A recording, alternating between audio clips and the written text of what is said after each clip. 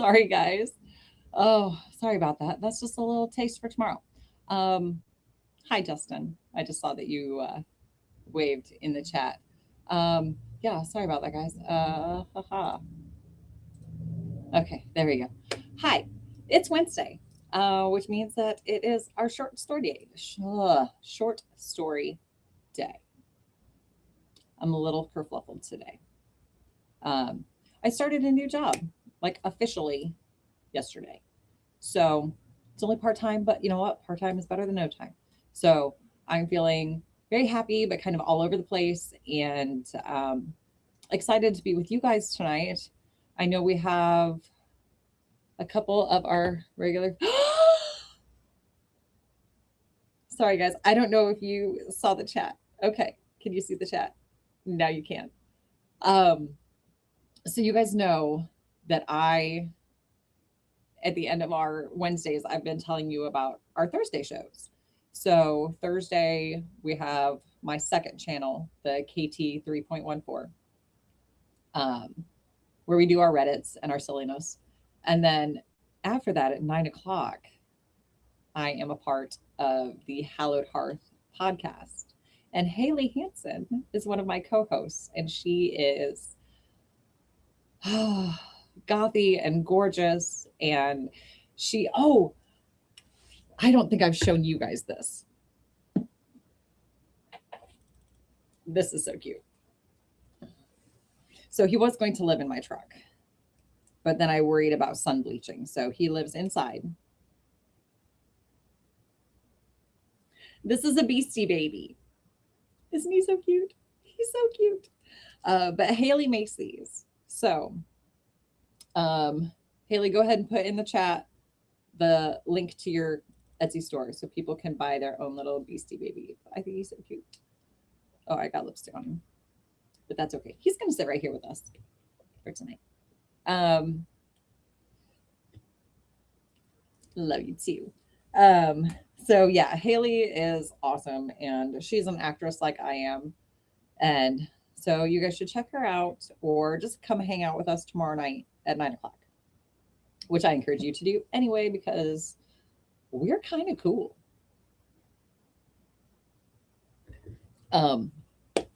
Oh, we have a sparkling wine from Foxington Manor, which I brought home with me Monday. And it's so good. It's a little dry, which is great. We are the coolest. But in my whimsy mug or glass goblet thing, because again, we all need a little whimsy in our lives. And if you get it here on Wednesdays with me, excellent. If you are able to make your own whimsy every day, that is even better. But as ever, if you are new here and just stumbling upon us, or you're here from one of the links on Facebook, say hey in the chat after you do all of the YouTube things. Like, subscribe, share, sharing. I know I say this every week, but I cannot say it enough. You guys sharing and getting the word out to your little spheres on the socials greatly helps, because everybody that sees it is another opportunity for us to have new pack members. Yeah, I want to fill up the Wolf's pack. So tonight we are reading an O. Henry story. I do not think that I know this one. Now, if we get deep in, it may start sounding familiar, but I really don't think I've read this one. The other one in our book from our dearest and most wonder Miss Sister Karen, who I'm not sure is able to be with us tonight. The first one in this particular section was The Gift of the Magi, which I know we have all read or seen different versions of, or whatnot. But I knew that one would make me cry, and it's kind of short, and I didn't want to be crying in like the first 20 minutes.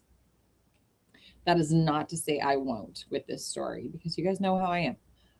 But I'm not going to make an apology for that. I read these cold for a reason, which you guys know, because I want to experience these with you. So, with all of that ado out of the way, grab your drinks, settle in, and let's read The Last Leaf. In a little district west of Washington Square, the streets have run crazy and broken themselves into small strips called places. These places make strange angles and curves. One street crosses itself a time or two. An artist once discovered a valuable possibility in this street. Suppose a collector with a bill for paints, paper, and canvas should, in traversing this route, suddenly meet himself coming back without a cent having been paid on account. So, to quaint old Greenwich Village, the art people soon came prowling, hunting for north windows and 18th century gables and Dutch attics and low rents.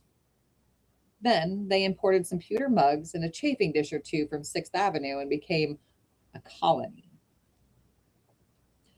At the top of a squatty three-story brick, Sue and Johnsy had their studio. Johnsy was familiar for Joanna. One was from Maine, the other from California. They had met at the table of an 8th Street Delmonico's and found their tastes in art, chicory salad, and bishop sleeves so congenial that the joint studio resulted. That was in May. In November, a cold, unseen stranger, whom the doctors called pneumonia, stalked about the colony, touching one here and there with his icy fingers. Over on the east side, this ravager strode boldly, smiting his victims by scores, but his feet trod slowly through the maze of the narrow and moss-grown places. Mr. Pneumonia was not what you would call a chivalric old gentleman. A mite of a little woman with blood thinned by California zephyrs was hardly fair game for the red-fisted, short-breathed old duffer. But Johnsy he smote, and she lay, scarcely moving on her painted iron bedstead, looking through the small Dutch window panes at the blank side of the next brick house. One morning, the busy doctor invited Sue into the hallway with a shaggy gray eyebrow. She has one chance in, let us say, 10, he said, as he shook down the mercury in his clinical thermometer. And that chance is for her to want to live. This way people have of lining up on the side of the undertaker makes the entire pharmacopoeia look silly. Your little lady has made up her mind that she is not going to get well. Is she anything on her mind? She wanted to paint the Bay of Naples someday, said Sue. Paint? Bosh. Has she anything on her mind worth thinking about twice? A man, for instance? Man? Said Sue with a Jew's harp twang in her voice. Is a man worth... But no, doctor, there's nothing of the kind. Well, it is the weakness then, said the doctor. I will do all the science, so far as it may filter through my efforts, can accomplish. But whenever my patient begins to count the carriages in her funeral procession, I subtract 50% from the curative power of medicines. If you will ask her to get one question about the new winter styles and cloak sleeves, I promise you a 1 in 5 chance for her, instead of 1 in 10. Hi, Kelly. After the doctor had gone, Sue went up into the workroom and pried a Japanese napkin to a pulp. Then she swaggered into Johnsy's room with her drawing board, whistling ragtime. Johnsy lay, scarcely making a ripple under the bedclothes, with her face toward the window. Sue stopped whistling, thinking she was asleep. She arranged her board and began a pen and ink drawing to illustrate a magazine story. Young artists must pave their way to art by drawing pictures for magazine stories that young authors write to pave their way to literature. Excuse me. As Sue was sketching a pair of elegant horse show riding trousers and a monocle on the figure of the hero, an Idaho cowboy, she heard a low sound, several times repeated. She went quickly to the bedside. Johnsy's eyes were wide open. She was looking out the window and counting backward. 12, she said, and a little later, 11, and then 10, and 9, and then 8, 7, almost together. Sue looked solicitously out the window. What was there to count? There was only a bare, dreary yard to be seen and the blank side of the brick house 20 feet away. An old ivy vine, gnarled and decayed at the roots, climbed halfway up the brick wall. The cold breath of autumn had stricken its leaves from the vine until its skeleton branches clung almost bare to the crumbling bricks. What is it, dear? Asked Sue. 6, said Johnsy, almost in a whisper. They're falling faster now. 3 days ago, there were almost 100. It made my head ache to count them. But now it's easy. There goes another one. There are only 5 left now. 5 what, dear? Tell your Sooty. Leaves on the ivy vine. When the last one falls, I must go too. I've known that for 3 days. Didn't the doctor tell you? Oh, I've never heard such nonsense, complained Sue with magnificent scorn. What have old ivy leaves to do with your getting well? And if you used to love that vine so, you naughty girl. Don't be a goosey.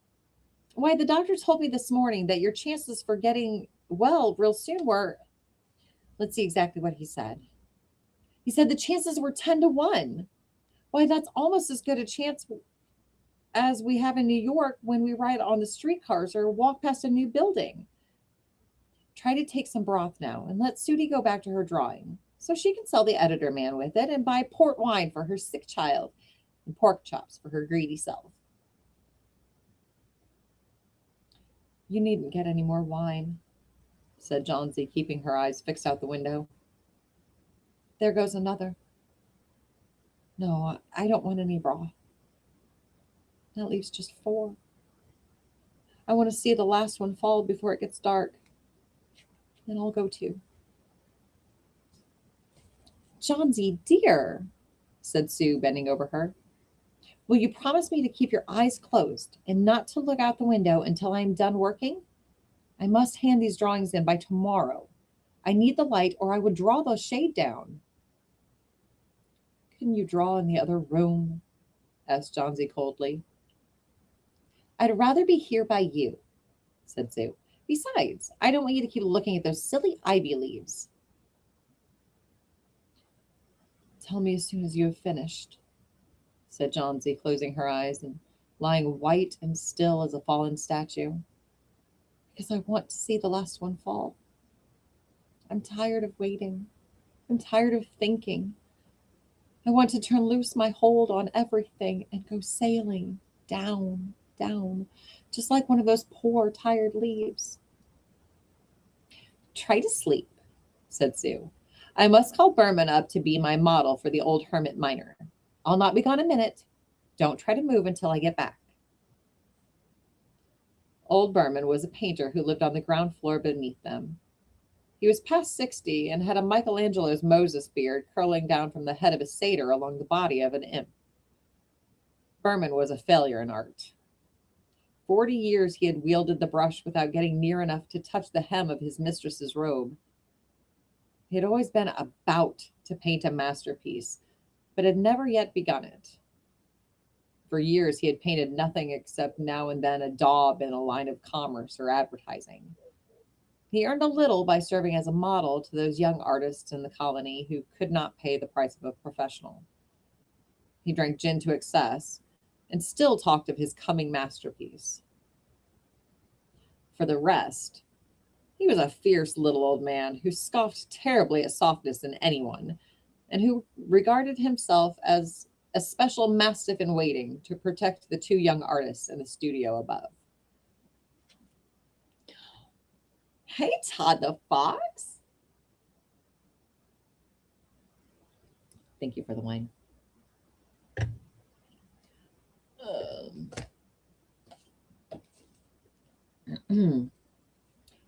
She found Berman smelling strongly of juniper berries in his dimly lighted den below.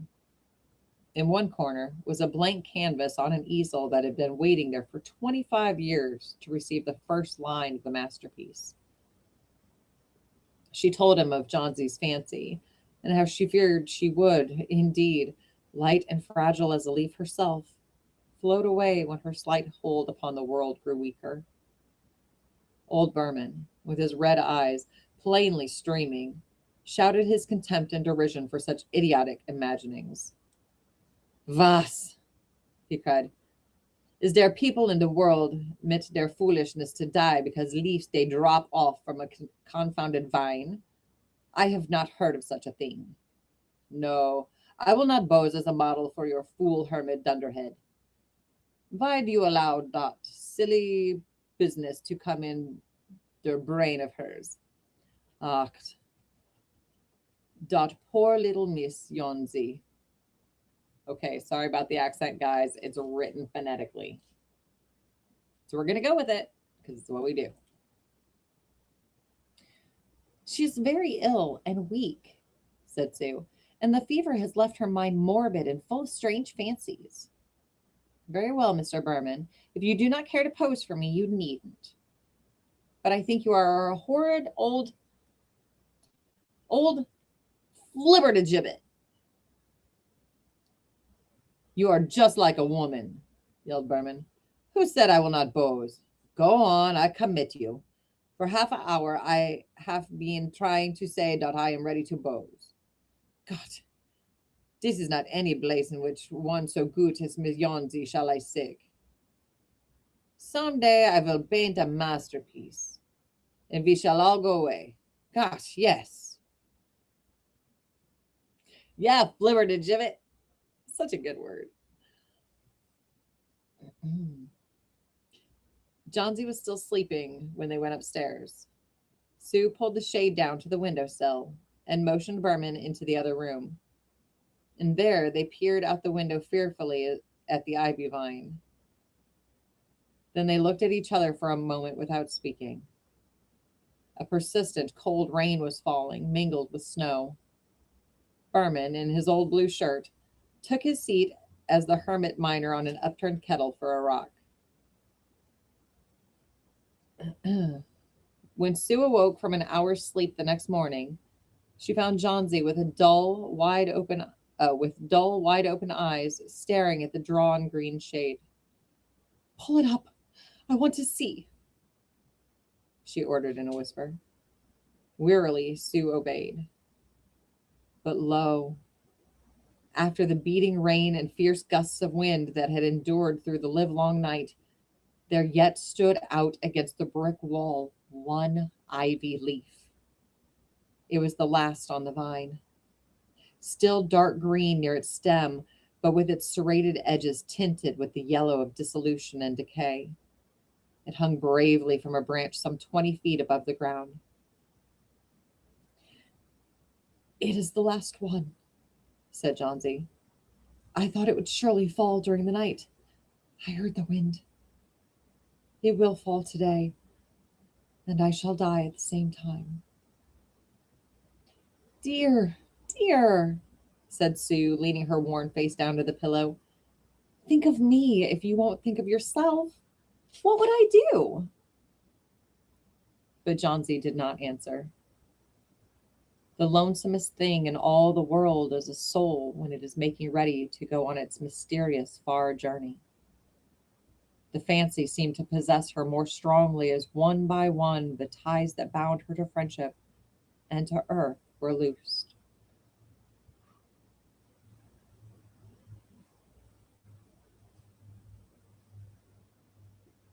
Sorry, guys, gearing up. I can feel it. The day wore away, and even through the twilight they could see the lone ivy leaf clinging to its stem against the wall.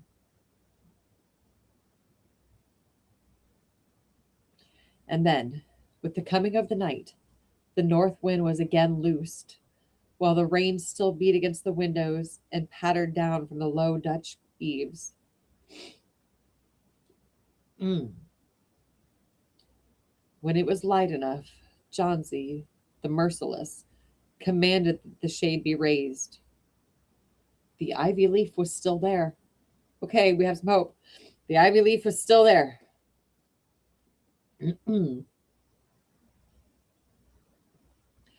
Johnsy lay for a long time looking at it, and then she called to Sue, who was stirring her chicken broth over the gas stove. I've been a bad girl, Sudie, said Johnsy. Something has made that last leaf stay there to show me how wicked I was. It is a sin to want to die. You may bring me a little broth now, and some milk with a little port in it, and... No, bring me a hand mirror first, and then pack some pillows about me, and I will sit up and watch you cook. An hour later, she said, Sudie, someday I hope to paint the Bay of Naples. The doctor came in the afternoon, and Sue had an excuse to go into the hallway as he left. Even chances, said the doctor, taking Sue's thin, shaking hand in his. With good nursing, you'll win. And now I must see another case I have downstairs. Berman, his name is, I believe, some kind of an artist. Pneumonia, too.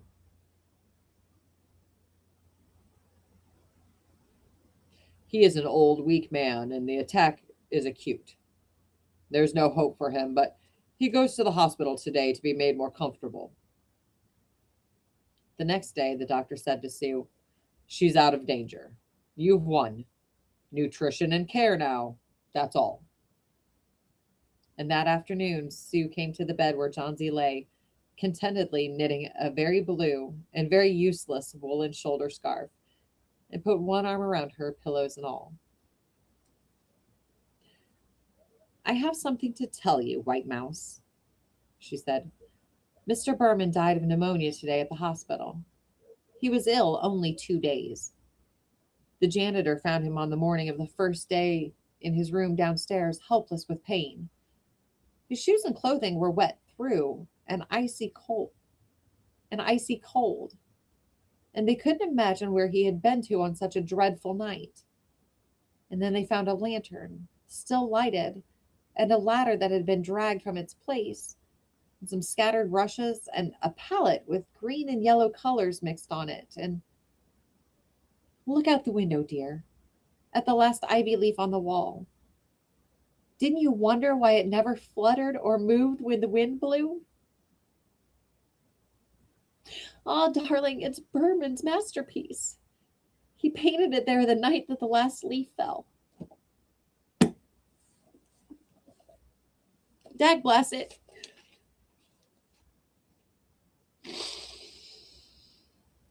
Oh.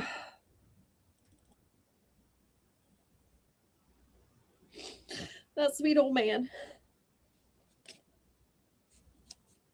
Need a moment. Sorry.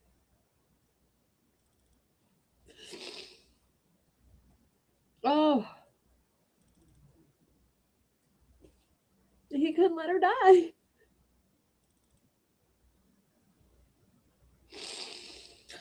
Oh. Sorry, guys. Sorry. Oh, I knew it was going to happen. And so did you guys. I thought we were getting a happy ending, and then we got a bittersweet, wonderful ending.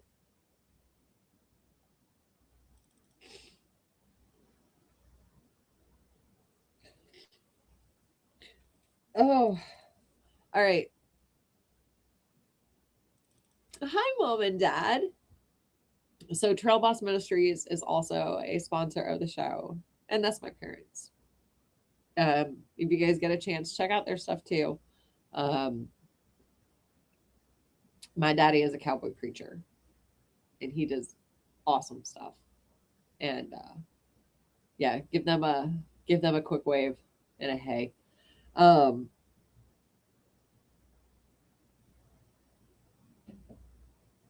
I don't know what it is. Y'all. I don't know if this is just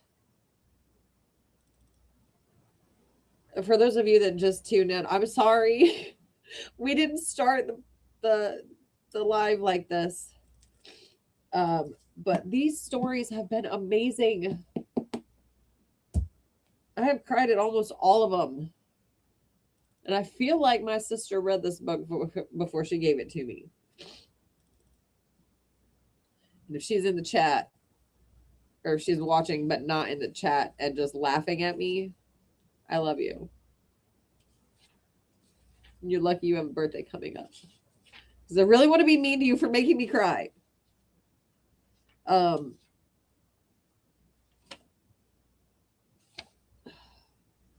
that was shorter than I thought it was going to be.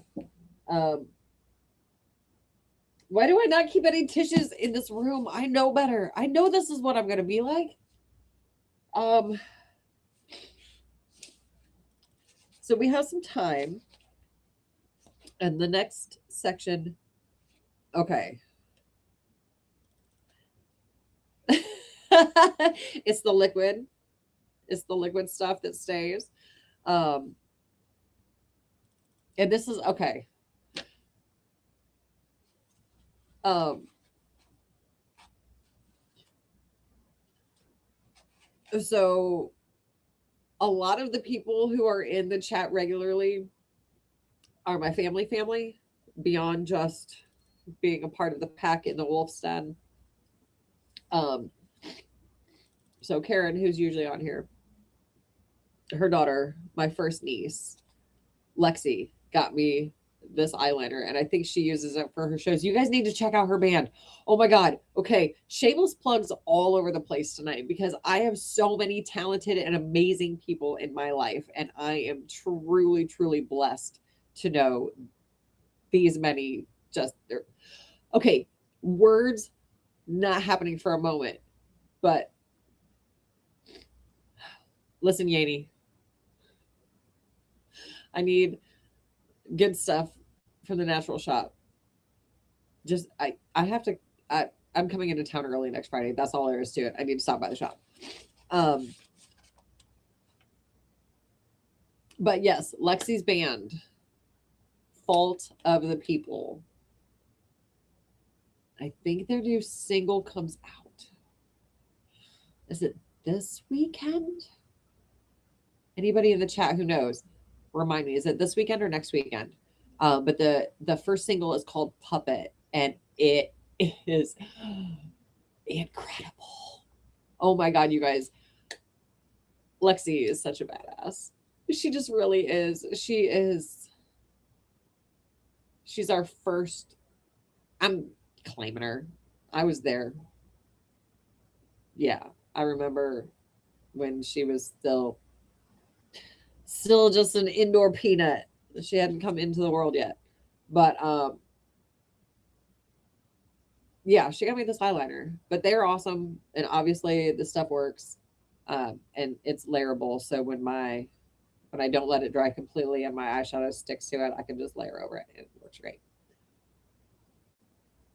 Um, but in my Facebook memories today, and it's kind of funny that this is the next section, um, was when we were first doing this in 2020.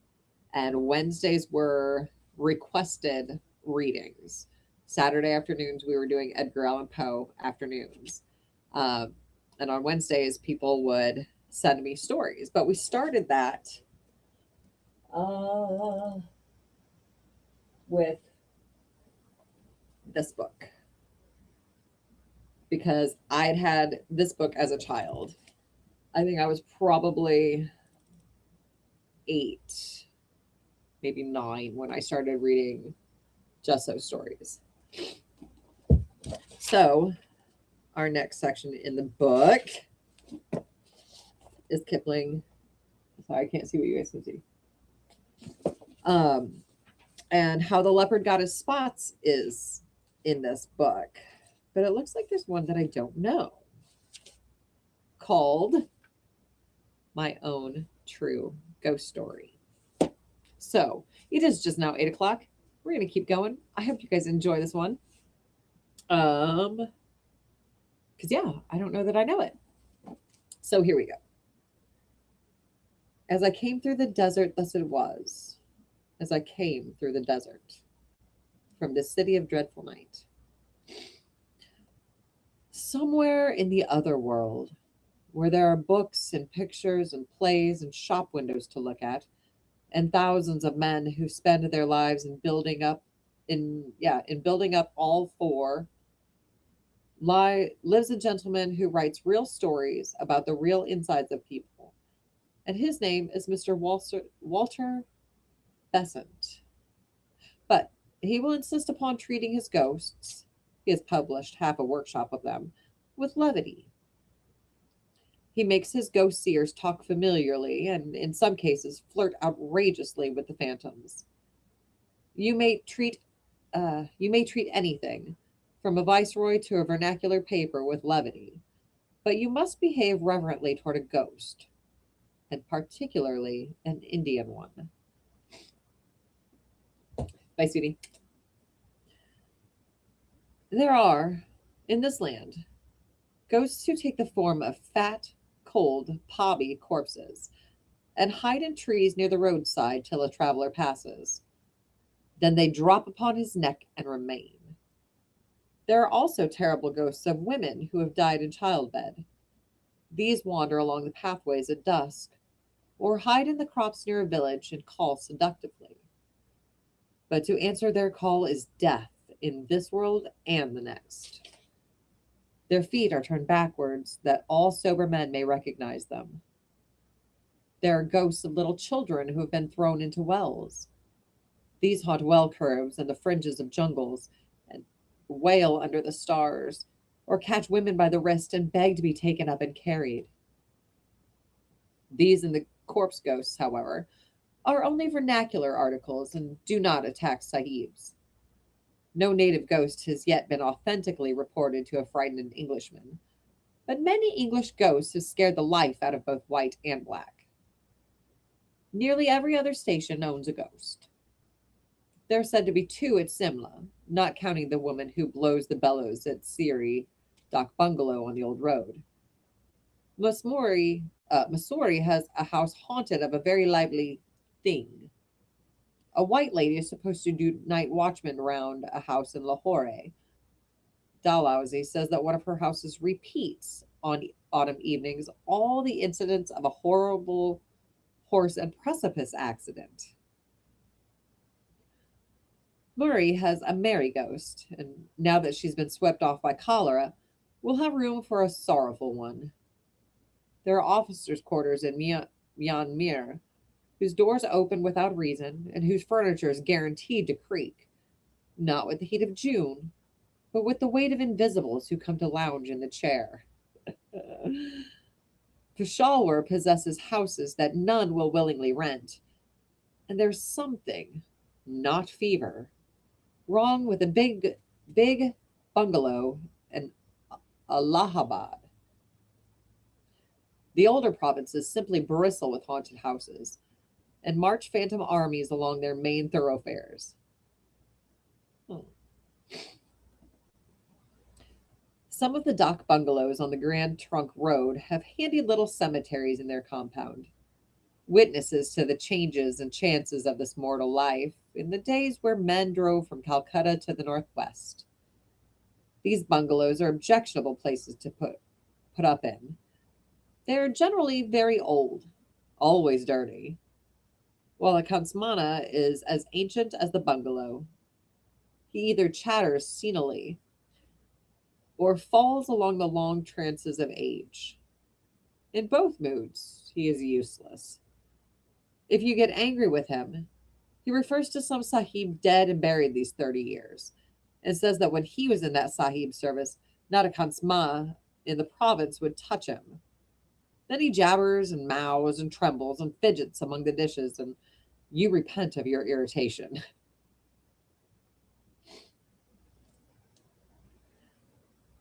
In these dak bungalows, ghosts are most likely to be found. When found, they should be made a note of. Not long ago, it was my business to live in dak bungalows. I never inhabited the same house for 3 nights running and grew to be learned in the breed. I lived in government built ones with red brick walls and rail ceilings, an inventory of the furniture posted in every room, and an excited snake at the threshold to give welcome. I lived in converted ones, old houses officiating as dak bungalows, where nothing was in its proper place and there wasn't even a fowl for dinner. I lived in second-hand palaces where the wind blew through open-work marble tracery just as uncomfortably as through a broken pane. I lived in dak bungalows where the last entry in the visitor's book was 15 months old, and where they slashed off the curry kid's head with a sword. It was my good luck to meet all sorts of men, from sober traveling missionaries and deserters flying from British regiments to drunken loafers who threw whiskey bottles at all who passed. And my still greater good fortune just to escape a maternity case. Seeing that a fair proportion of the tragedy of our lives out here acted itself in dak bungalows, I wondered that I had met no ghosts. A ghost that would voluntarily hang about dak bungalows would be mad, of course, but so many men have died mad in dak bungalows that there must be a fair percentage of lunatic ghosts. Maybe. Lunatic ghosts. Ooh, Rachel, are you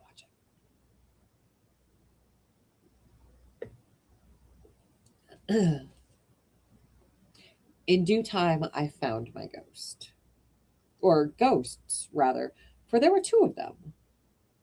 Up till that hour, I had sympathized with Mr. Besant's method of handling them, as shown in The Strange Case of Mr. Lovecraft and Other Stories. I am now in the opposition. We will call the bungalow Katmal Dak Bungalow, but that was the smallest part of the horror.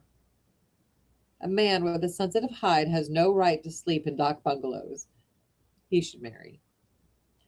Katmal Dak Bungalow was old and rotten and unrepaired. The floor was of worn brick, the walls were filthy, and the windows were nearly black with grime.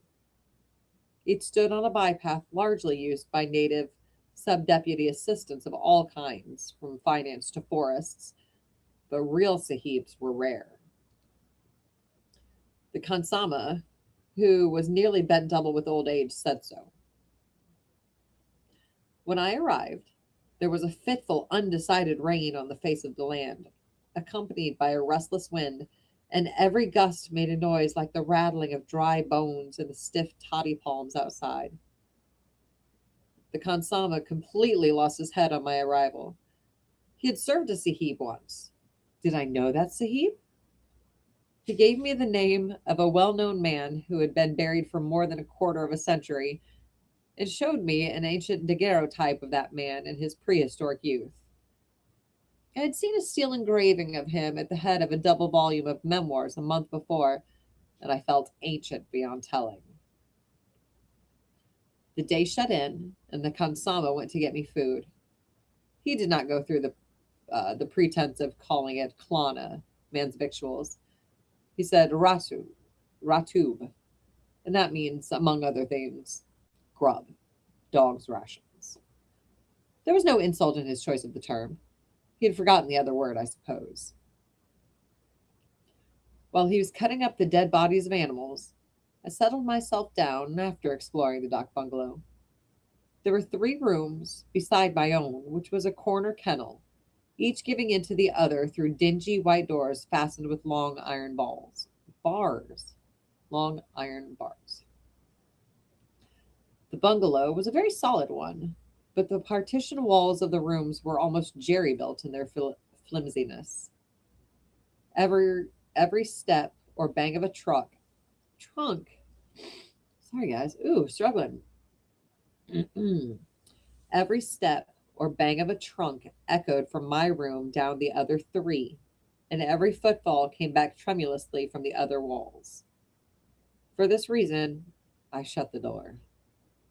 There were no lamps, only candles and long glass shades. An oil wick was set in the bathroom. For bleak, unadulterated misery, that dock bungalow was the worst of many that I had set foot in. There was no fireplace, and the windows would not open, so a brazier of charcoal would have been useless. The rain and the wind splashed and gurgled and moaned around the house, and the toddy palms rattled and roared. Half a dozen jackals went through the compound singing, and a hyena stood afar off and mocked them. A hyena would convince the Sadducee of the resurrection of the dead, the worst sort of dead. Then came the ratub, a curious meal, half native and half English in composition, with the old khansama babbling behind my chair about dead and gone English people, and the wind-blown candles playing shadow bo peep with the bed and mosquito curtains. It was just the sort of dinner and evening to make a man think of every single one of his past sins, and of all the others that he intended to commit if he lived. Hi, sister. Sleep, for several hundred reasons, was not easy. The lamp in the bathroom threw the most absurd shadows into the room, and the wind was beginning to talk nonsense. Just when the reasons were drowsy with blood-sucking, I heard the regular, "Let us take and heave him over," grunt of a dooley bearers in the compound. First one dooley came in, then a second, and then a third.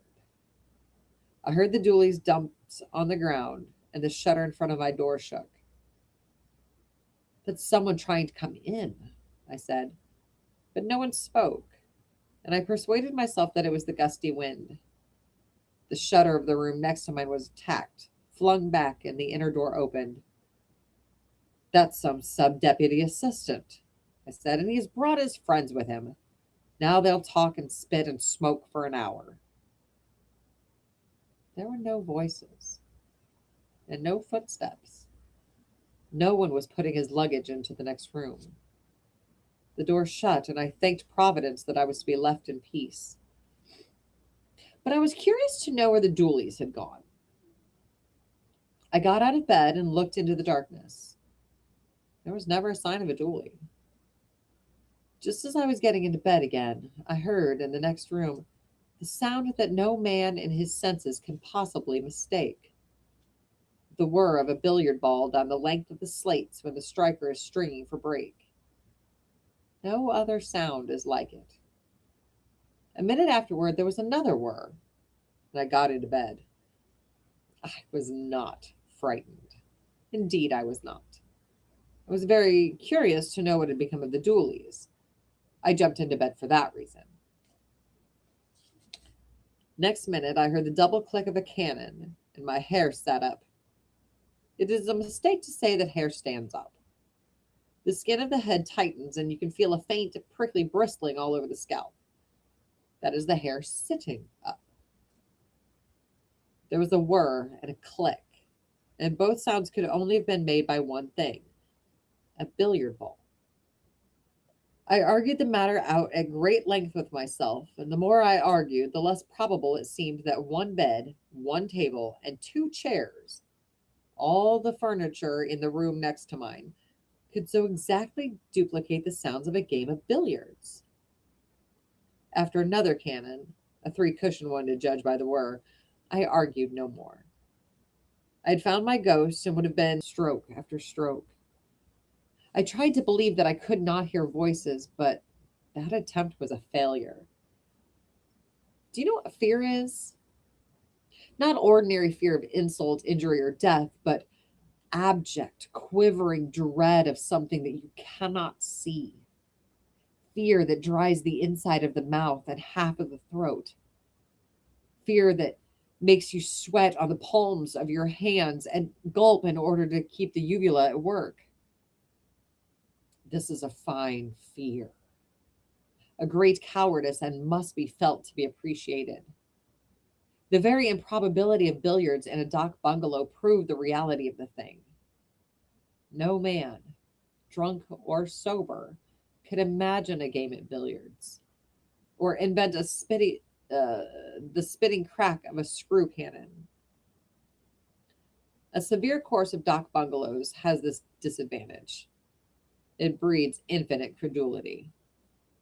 If a man said to a confirmed dock bungalow haunter, "There's a corpse in the next room, and there's a mad girl in the next but one, and the woman and man on that camel have just eloped from a place 60 miles away," the hearer would not disbelieve, because he would know that nothing is too wild, grotesque, or horrible to happen in a dock bungalow. This credulity, unfortunately, extends to ghosts. A rational person, fresh from his own house, would have turned on his side and slept. I did not. So, surely as I was given up as a bad carcass by the scores of things in the bed because of the bulk of my blood, because the bulk of my blood was in my heart, so surely did I hear every stroke of a long game at billiards played in the echoing room behind the iron-barred door. My dominant fear was that the players might want a marker. It was an absurd fear, because creatures who could play in the dark would be above such superfluities. I know words. I know how to read. I only know that that was my terror, and it was real. After a long while, the game stopped, and the door banged. I slept because I was dead tired. Otherwise, I should have preferred to have kept awake. Not for everything in Asia would I have dropped the door bar and peered in the dark of the next room. When the morning came, I considered that I had done well and wisely, and inquired for the means of departure. "By the way, Kansama," I said, "what were those three doolies doing in my compound in the night?" "There were no doolies," said the Kansama. I went into the next room, and the daylight streamed through the open door. I was immensely brave. I would, at that hour, have played black pool with the owner of the big black pool down below. "Has this place always been a dock bungalow?" I asked. "No," said the Kansama. 10 or 20 years ago, I have forgotten how much, it was a billiard room." "A how much?" "A billiard room for the sahibs who built the railway. I was Kansama then in the big house where all the railway sahibs lived, and I used to come across with brandy shrab. These three rooms were all one, and they held a big table on which the sahibs played every evening. But the sahibs are all dead now, and the railway runs, you say, nearly to Kabul." "Do you remember anything about the sahibs?" "Oh, it is long ago, but I remember that one sahib, a fat man and always angry, was playing here one night, and he said to me, 'Mongol Khan, brandy pani do.' And I filled the glass, and he bent over the table to strike, and his head fell lower and lower till it hit the table, and his spectacles came off. And when we, the sahibs and I myself, ran to lift him, he was dead. I helped to carry him out. Aha, he was a strong sahib. But he is dead, and I, old Mongol Khan, am still living by your favor." That was more than enough. I had my ghost, a first-hand authenticated article. I would write to the Society for Psychical Research. I would paralyze the empire with the news. But I would, first of all, put 80 miles of assessed cropland between myself and that dock bungalow before nightfall. The society might send their regular agent to investigate later on. I went into my own room and prepared to pack after noting down the facts of the case. As I smoked, I heard the game begin again. with a miss in bulk this time, for the word was a short one. The door was open, and I could see into the room. Click, click. That was a cannon. I entered the room without fear, for there was sunlight within and a fresh breeze without. The unseen game was going on at a tremendous rate. And well it might, when a restless little rat was running to and fro inside the dingy ceiling cloth, and a piece of loose window sash was making 50 breaks off the window bolt as it shook in the breeze. Impossible to mistake the sound of billiard balls. Impossible to mistake the whir of a ball over the slate. But I was to be excused. Even when I shut my enlightened eyes, the sound was marvelously like that of a fast game.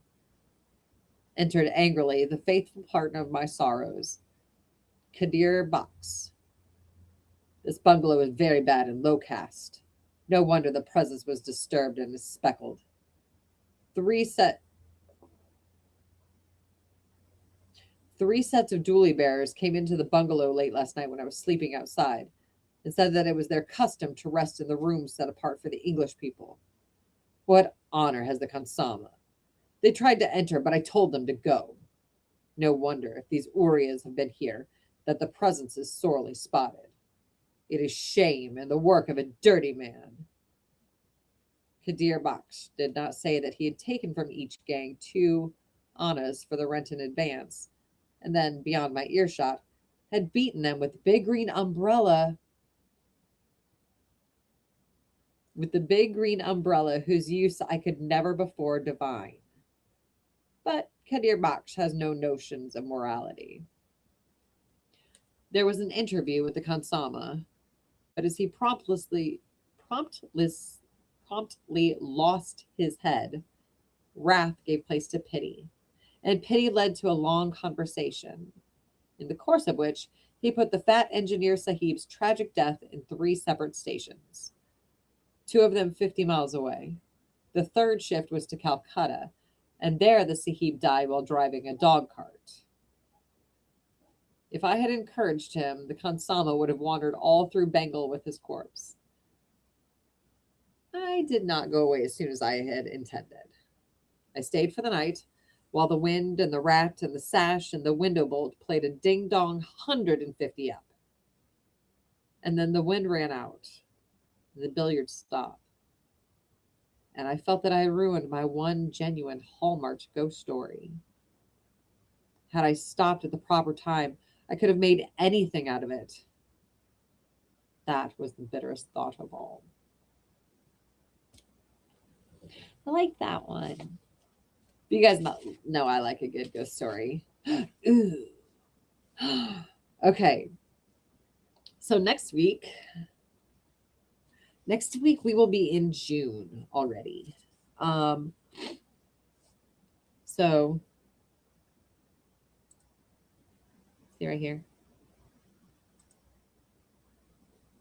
See at Ward Karen J. We are not going to be together like this again until after her birthday, which is next Monday. She's my favorite Gemini.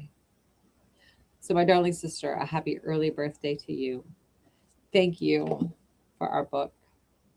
We've gotten several weeks of wonderfulness out of it. How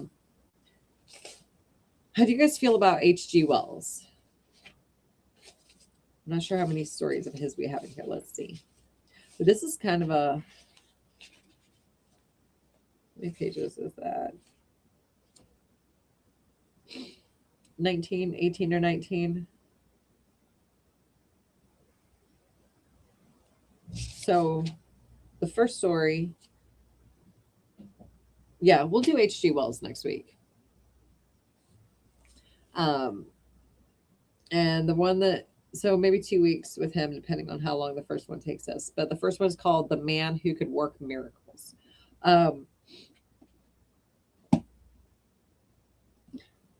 Okay. Random question. And I need somebody to remind me.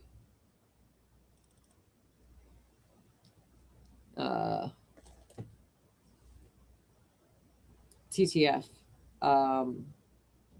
What were we watching? Do you ever think about bad miracles?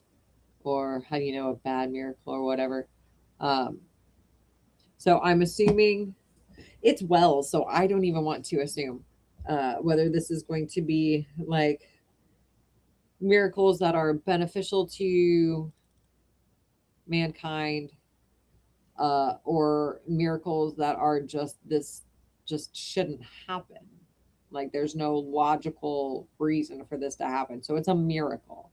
But yeah, we'll think on that for next week. Thank you guys for sticking with me, even though I cried in the first half hour. But anyway, I love you guys. Like we were talking about at the top, please do all of the YouTube things. Please come over tomorrow night at 7:30. I'm gonna put this here. Do. Okay. Right there. That's the other channel. Or again, at 9 o'clock is the Hallowed Hearth podcast. Haley, if you're watching this back later, love you. Thank you for being here tonight. To everybody else, thank you so much for being with me every week. It's crazy. We've been going for over a year again. And I do this every week because I love it and because you guys are here with me. I could record these early, but there's just something about sharing it live with you guys that just, it makes me happy. Yeah. Lots of cool stuff coming up. I'll keep you guys posted. There may be opportunities for you guys to see me in public, which would be ridiculous, but amazing. So I will keep you guys updated on that. Please, again, do all the YouTube things. I'll see you next week. I love you. Please do